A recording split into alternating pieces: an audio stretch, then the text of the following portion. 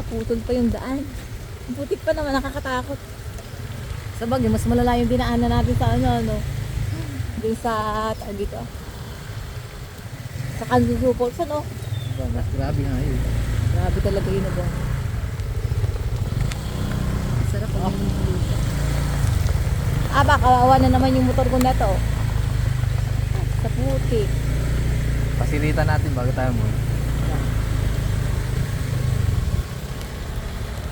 Buti may ganito na. Pathway. Isang gulong.